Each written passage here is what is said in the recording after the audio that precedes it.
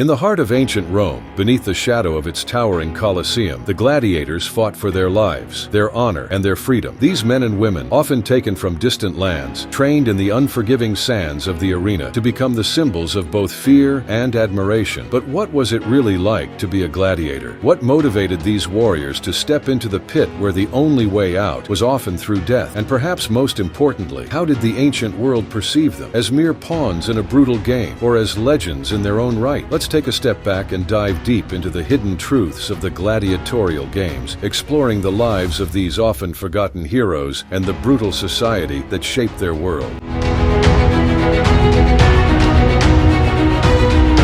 The life of a gladiator didn't begin in the arena. It often began in a far more grim place, slavery. Many gladiators were captured in wars across the Roman Empire, snatched from the ranks of defeated soldiers, or taken from the lands Rome conquered. These prisoners of war were thrown into a world far from the comforts of their homes. Others were criminals, sentenced to fight as punishment for their offenses. And then there were those who were born into the life, children of gladiators, with no other path before them. But despite their tragic beginnings, gladiators were not simply fodder for the crowds. The training they endured at the ludus, the gladiatorial school, transformed them into highly skilled warriors. They learned to wield swords, shields, tridents, and nets, mastering the ancient arts of combat that would one day ensure their survival, or tragically, their demise. At the ludus, their days were marked by grueling physical training, endless repetition, and the constant threat of injury. Yet they also lived a life of relative luxury compared to many others in Roman society. Gladiators were well fed and housed, their bodies meticulously cared for, and they enjoyed a higher status than the average slave or criminal. Their owners, often wealthy and influential Roman citizens, saw them as investments, and a good gladiator could be worth a small fortune. Despite their privileged status within the confines of the ludus, gladiators lived with one undeniable truth: they had no real freedom. Their lives were defined by the deadly games in the arena, where they were forced to fight to the death for the entertainment of the masses. Yet not all gladiators were forced to fight. Many chose the path, lured by the promise of fame and glory. For some, the arena offered a chance at redemption. Men who had committed crimes found that becoming a gladiator could be their way to gain favor in Roman society. Through their bloody contests, they could win wealth, status, and, on rare occasions, their freedom. Those who survived long enough might even be granted the ultimate prize, the rudis, a wooden sword that symbolized their release from the arena. But for others, there was no choice. The condemned, criminals, and prisoners had little say in their fate. Some gladiators never expected to live more than a few short months. To them, the arena was not a stage for glory, but a prison. And yet, even in these dire circumstances, there was a flicker of hope. Gladiators were often treated as celebrities. They were praised by the public for their courage, their strength, and their skill. Crowds cheered their names, and women threw flowers at their feet. In a society where status was everything, a gladiator could gain more respect than many Roman senators or generals. When the time came for the gladiators to fight, the arena became their world. The Colosseum, the most famous of these gladiatorial arenas, could hold up to 50,000 spectators, all eager to witness bloodshed. But the gladiators were not merely pawns in this bloody spectacle. They were the center of attention, the stars of the show. The battles in the arena were far more than random fights to the death. They were carefully orchestrated events designed to entertain the masses and demonstrate the power and might of the Roman Empire. The types of gladiators who fought in these games varied, each specializing in different weapons and styles of combat. There were the heavily armored secutors, who battled with short swords and shields, the agile retiari, who wielded tridents and nets to ensnare their opponents, and the murmillo, known for their heavy armor and large shields. The crowds expected nothing less than spectacular combat. They wanted blood, but they also wanted a display of skill and honor. The gladiators, despite being slaves or prisoners, often fought with a sense of pride, for the only way to win the favor of the crowd, and possibly save their lives, was to give everything they had. Sometimes a fight could end in a draw, with the two combatants being spared, but more often than not, one would fall, bloody and broken. Despite the brutality of their profession, gladiators followed an unspoken code. They were not simply killers, but warriors, and they fought with a sense of respect for their opponents. While the games were often seen as mere entertainment for the public, to the gladiators, they were a way of life, a place where their skill, courage, and honor were put to the ultimate test. The relationship between gladiators was complex. They were competitors, but they were also comrades. In the ludus, they trained together, ate together, and suffered together. Some gladiators even became close friends, sharing the same hopes and fears. And when they entered the arena, they knew that each fight might be their last. In this world of uncertainty, it was the bond of brotherhood that often kept them going. The gladiators, however, were not without their enemies. Their masters, the Laniste, owned the gladiatorial schools and had control over their lives. They trained and managed the gladiators, but their loyalty was always to the crowd and the profit that came from their fighters' performances. The Laniste often placed their fighters in dangerous matches, hoping for the most dramatic and thrilling outcomes, regardless of the consequences for the gladiators. The gladiatorial games continued for centuries, becoming a symbol of Rome's power and brutality. But as the empire began to decline, so did the games. By the 5th century AD,